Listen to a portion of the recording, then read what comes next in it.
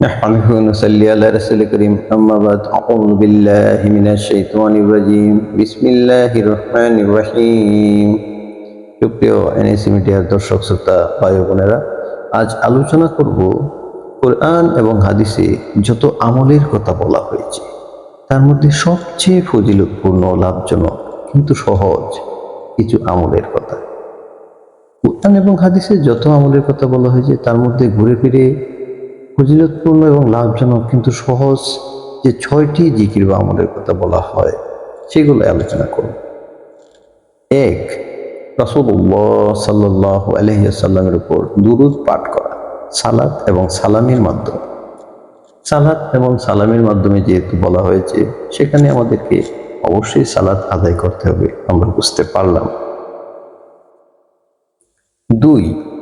বেশি বেশি ইস্তেগফার করা, ইস্তেগফার বেশি বেশি করতে হবে। রাসূলুল্লাহ সাল্লাল্লাহু আলাইহি ওয়াসাল্লাম অনেক বেশি বেশি ইস্তেগফার করতেন এবং ইস্তেগফারের ফজিলত যে কত বেশি রাসূলুল্লাহ সাল্লাল্লাহু আলাইহি ওয়াসাল্লাম বলেছেন।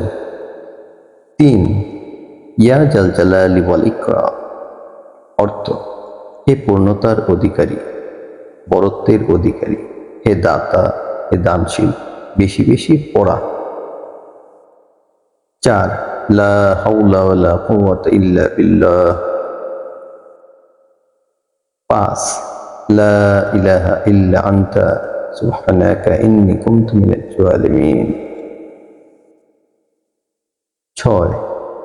সুবহানাল্লাহি ওয়া আলহামদুলিল্লাহি ওয়া লা ইলাহা ইল্লাল্লাহু আল্লাহু আকবার।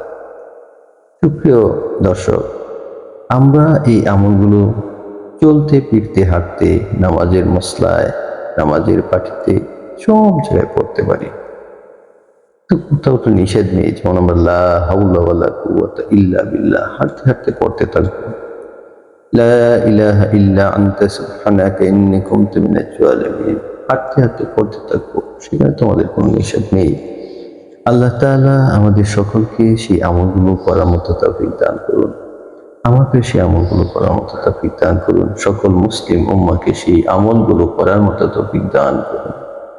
আমার জন্য দোয়া করবেন, আমি যেন আপনার জন্য ভালো ভালো কিছু জিনিস নিয়ে আসতে পারি। ওয়া আখিরু দাওয়ানা আলহামদুলিল্লাহি রাব্বিল আলামিন। আসসালামু আলাইকুম ওয়া রাহমাতুল্লাহি ওয়া বারাকাতুহু।